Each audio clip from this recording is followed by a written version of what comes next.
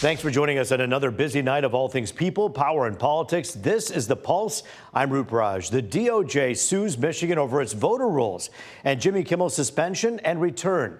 Democrat Mary Waters and Republican Jamie Rowe are in Studio C ready to debate all of our day's headlines and a lot more. We're also talking with a former FBI counterterrorism and counterintelligence operative about the ICE facility shooting in Dallas, how law enforcement across the board is working to figure out how this happened and what they're doing to address other possible threats as well.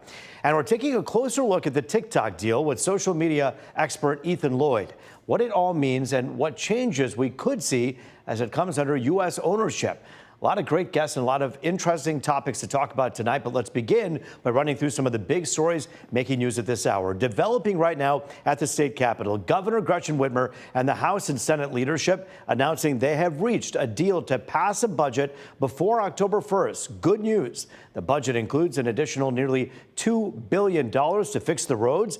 Whitmer's office touted the budget meeting top priorities for both sides, including lowering costs for people in Michigan and reducing government waste. The Justice Department indicting former FBI Director James Comey, accusing him of making false statements and obstruction.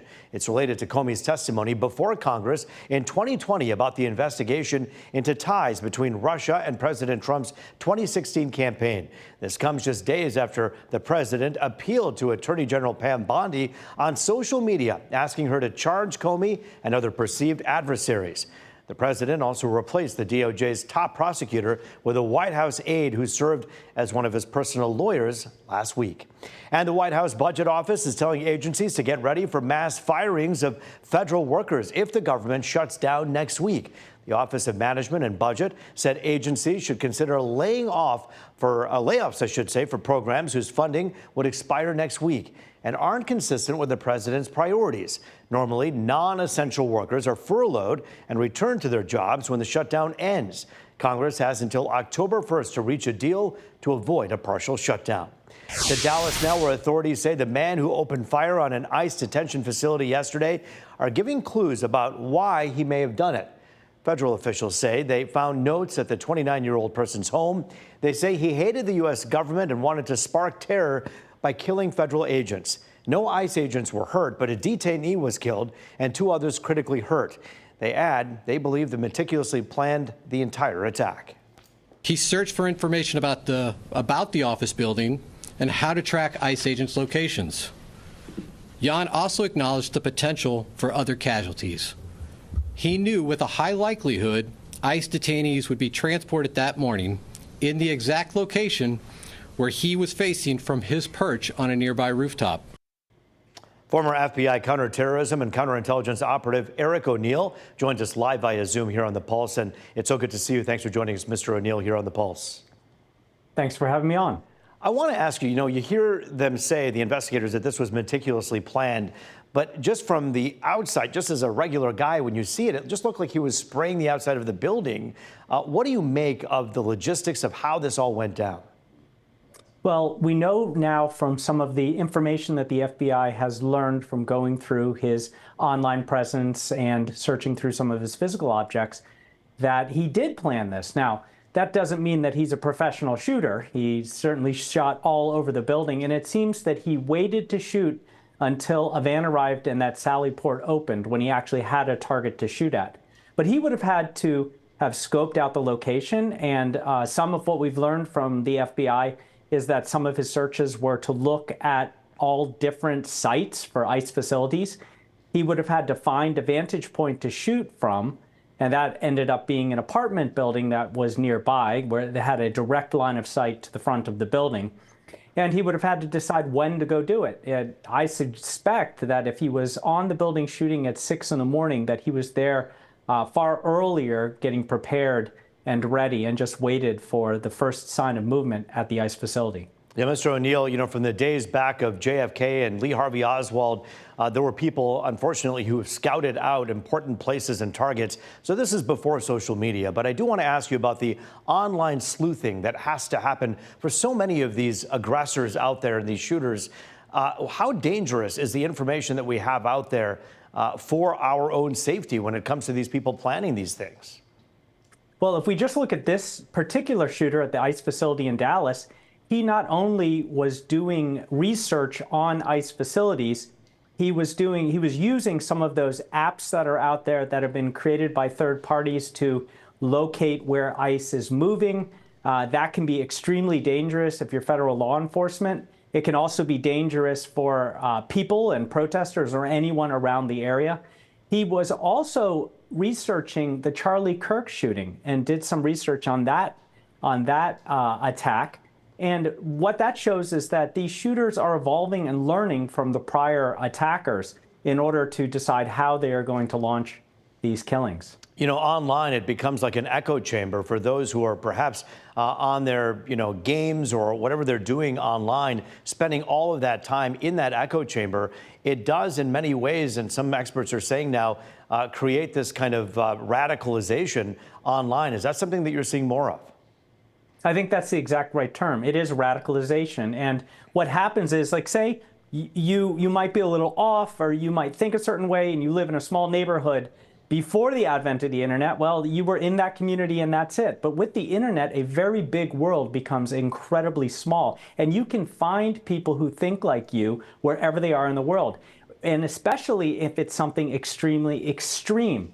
People who are lonely can also go into these places online where they meet these people who can radicalize them by forcing them to or coercing them to adopt their ideology that isn't on the extreme side of the political spectrum and can be very dangerous. It is so critical for everybody to condemn this type of activity. You know, you obviously, as someone who understands how important the work that you've done in your career, our ATF, our ICE, our FBI, all these folks are our neighbors. They're people we see at our soccer games for our kids. We can't forget that just because you're carrying out an order you don't agree with, there is no way in hell anyone can condone this type of activity.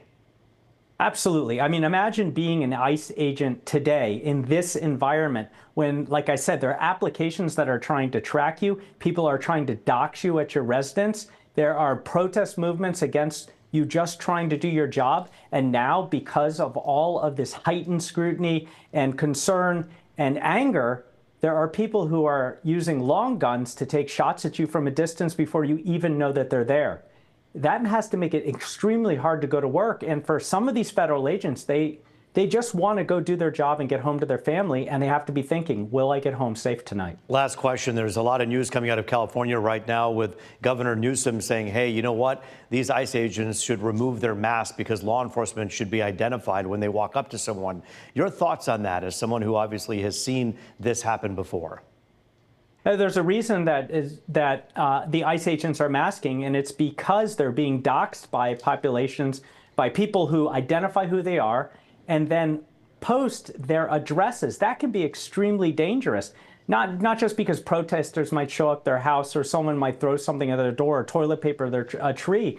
It's because there are cartels who are operating here in the United States. They can be incredibly dangerous. That can cause a loss of life just as easy as a shooter.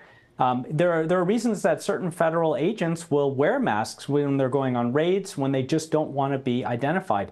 If there wasn't this immense outpouring of anger against the ICE agents who are just trying to do their jobs, they wouldn't have to wear masks. And I suspect even in California, they're going to continue. And this is yet to be adjudicated at state versus feds again when it comes to how this will end up.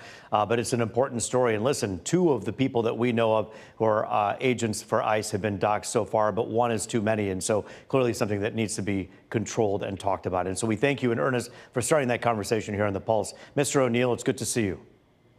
Thank you for having me.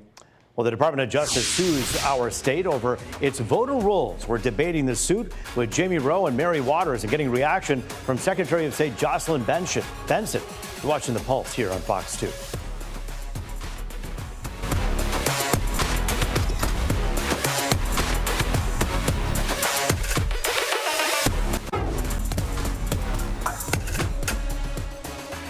Back now on The Pulse, looking at all things people, power, and politics on a busy night.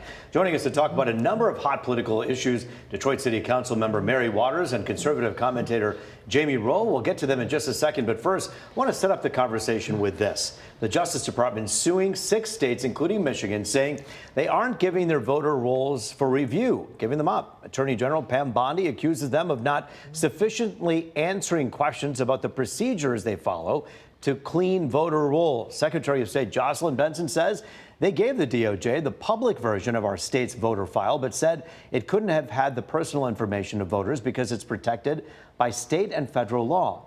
Now, Secretary of State went on to say this kind of request is not normal. Why is this happening now? Why does the federal government want access to everyone's personal information? I've asked them these questions. Other secretaries of state, both Democrats and Republicans, have also asked these questions. They refuse to give us a straight answer. We gave the Justice Department exactly what they're legally entitled to, the public version of Michigan's voter file. And we are here now to talk with Jamie Rowe and with Councilwoman Mary Waters, a Democrat and a Republican who see the world perhaps a bit differently, but know that decency and civility are still alive. So, Jamie, let's begin with you. You hear Secretary of State Benson say, what is the reason behind needing to see these other rolls? I can give you one big reason why is because Jocelyn Benson let a Chinese national vote in our election last time. And there are, and a number of other people who were not American citizens were allowed to vote in our election last time. But Jamie, that person was caught. It wasn't as though there was some... He was caught because he turned himself in. But is the system working, though? Is the system The system is clearly not working. The only reason the Chinese guy was caught was because he turned himself in. And the fact of the matter is, what information is she trying to hide from the federal government? The one I saw in the paper was that she didn't want to give the federal government our social security numbers that may be attached to the file. The federal government already has our social security numbers. I don't know what she's concerned about there. The fact of the matter is, I worked at the Secretary of State's office when it was created, and I think it was a great advancement forward, the qualified vote, her state's qualified voter file. But Jocelyn Benson's allow it to atrophy and to have bad voters on there, and it needs to get cleaned up. And they're going to try and help make it happen. Do you think that the reason the Secretary of State is reticent or hesitant is for any other reason, but she believes that it's protecting private information? What is the reason? Absolutely. That's exactly what she's trying to do. Where is the fraud? I think that the Pam Bondi and the president are hurling mud. They're going to see where it sticks. There is no fraud. And it's very unbecoming of the U.S. attorney, along with much less the president of the United States. What are they going to do with that information? Why can't the state control their own elections? No widespread voter fraud is not what Democrats alone said, but Republican bodies right here in Lansing said as well. Jamie Rowe, when you know that that's true, and we know there were irregularities, as there are, by the way, and there probably were in 2024, but of course the Trump administration didn't have a problem with this past election. Irregularities happened, but widespread voter fraud, no proof of that.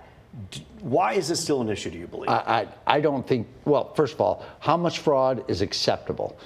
First of all, I would say zero fraud is what should be acceptable. We had an incident a couple of years ago with widespread fake voter registration being done out in Muskegon County. And not only did our Secretary of State do nothing about it, our Attorney General did nothing about it. The fact of the matter is, it always seems that the Democrats, when they're in charge of managing the elections, don't mind fraud, and they don't want any scrutiny into. They don't want any scrutiny into it. There's simply not a perfect system. I don't care if it's a Republican-controlled state or Democratic-controlled state. There is not anything that is perfect. Of course, there are going to be some issues in any system, but there is no widespread Jamie, do you fraud. believe do you believe there was irregularities in this past election in which President Trump won? Clearly there was, because a Chinese national, a Chinese citizen voted in our election and probably canceled my vote out. And that vote was counted in this election. But not enough irregularity to overturn any election or to have to recount in this particular case. And of course, I think perhaps President Trump would have won by more. No, I don't believe that. I want to change he would have been run by less. And we have the Electoral College, of course, that ultimately would be the game changer there. But I do want to talk about another topic that had this whole country talking. Jimmy Kimmel's return. And by the way, you needn't turn the channel. He's on that that other channel right now. You don't need to watch it. It's fine. But we do know right now that he's back on the air after a very, very long week for him and the country. Councilwoman Mary Waters, is that a win for freedom of speech?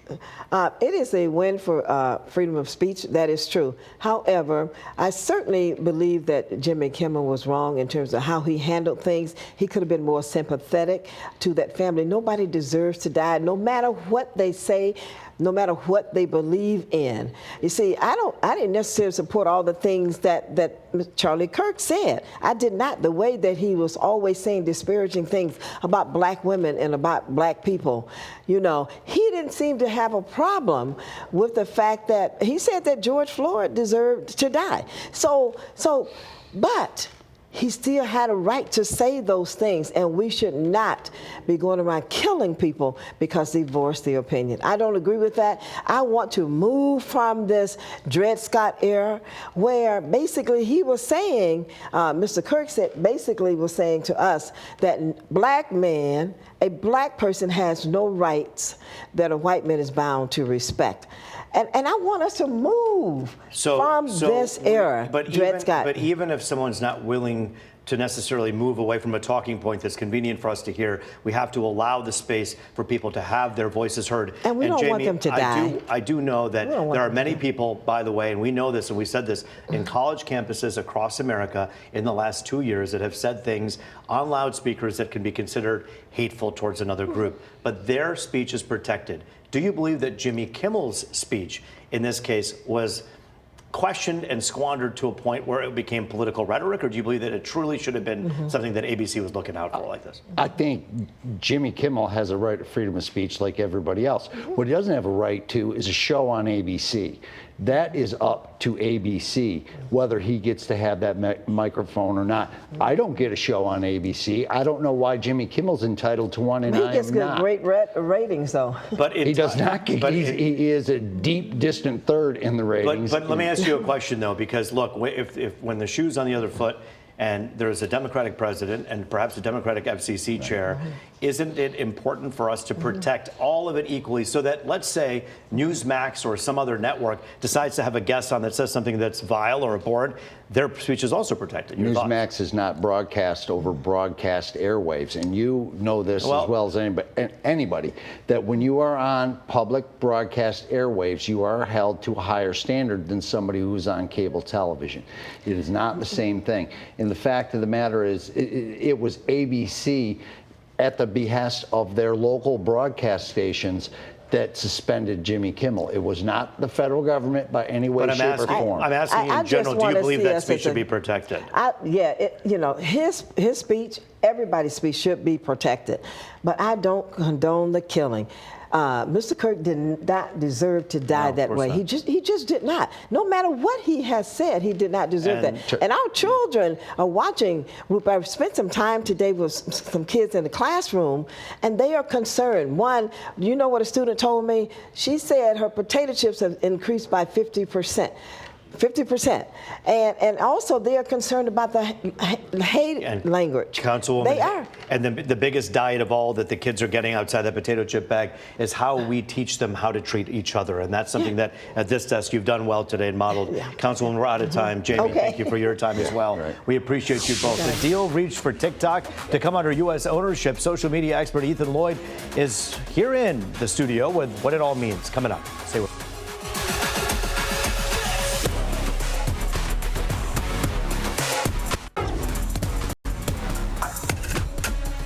It is People, Power, and Politics. Welcome back to Detroit's only nightly political talk show. This is The Pulse, here to talk about the TikTok deal and what it means to you. Ethan Lloyd, social media expert and founder of Lloyd, a media production company. And it's good to see you, Ethan. Thanks for joining us. Thank you for having me. All right, so the big concern with TikTok before was that it's the intellectual property and all the data that they have is given to the Chinese because it's a Chinese company. Now, things have changed as of this afternoon. Talk about what this means. So the original concern was that there was a security data issue, a cybersecurity issue with ByteDance owning TikTok and owning the algorithm. Now there is going to be a divestiture, which is a 80% 80% is going to be owned by U.S. companies. That means the data, the algorithm, all the information that has been stored and used and utilized on TikTok, which has so many millions of users, American users, is now going to be owned by American tech companies. And we should feel safer. We should feel safer because of that. Yes, because but the reason I asked that question is almost rhetorical, because Meta is in California. They own Facebook. They've had data issues. We're not out of the woods, right? We're not out of the woods. I think the biggest thing to take from this is that we wanted ownership to go from being a Chinese company to being an American company. Sure. I don't know how much the American people trust Oracle. I don't know how much the American people trust the investment banks that are going to be involved in this deal.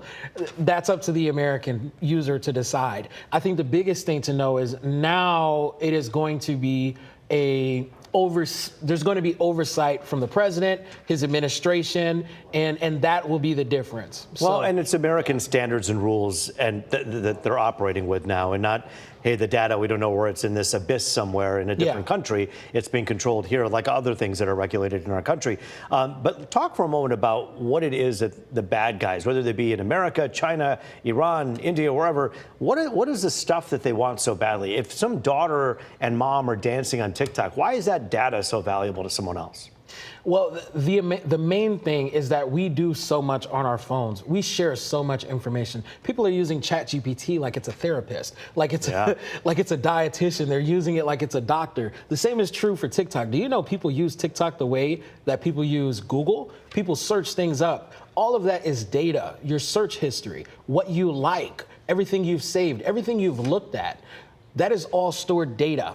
And I mean, in the wrong hands, that data can be used for marketing and for advertising and just to understand who you are. You have a digital footprint, you have a digital profile. And if anybody can see that, that's power. And we've seen foreign adversaries use social media in America to look at how people think when it comes to voter manipulation and other things like that. So that's a valuable thing. So people think, man, why would someone want to see my recipes or my puppy videos?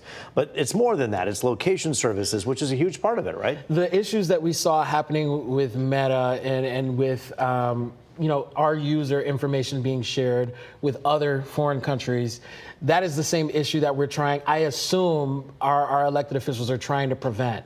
The fact that it's a Chinese-owned company doesn't, I think, add a lot of confidence. Sure. But the original plan was to, if this does not get sold to an American company, we're going to ban this. President Donald Trump just signed an executive order that extended that ban warning another 120 days. And that's really important, too, for businesses, because there are so many businesses in America that depend on TikTok. And I don't know that a lot of people know that necessarily, but there are companies that actually market and do all of their stuff on social, right? The best way to market your business in 2025 is on TikTok. The best way to get the most eyeballs on your brand or your business is on TikTok. There is a shop on TikTok. It is not just a social media app. It is an e-commerce platform, meaning it is an online store. If you swipe to the right, you will be placed in a shop section on TikTok where you can purchase products. As you swipe on the algorithm, on the platform, they will feed products to you with a buy now button so that you can purchase products. So there is a huge economic factor to this deal as well. The world is changing quickly, and here at Fox 2, we realize that the Fox Local app is something we're serious about. All of our content can be found there for free, and people are downloading it and cutting the cable and watching our shows, which is, they'll watch this on there as well. Ethan Lloyd, good to see you. Thanks for joining us here tonight on The Pulse. That is The Pulse for tonight. Thank you for joining us. I'm Roop Raj. As always, it was great to be with you.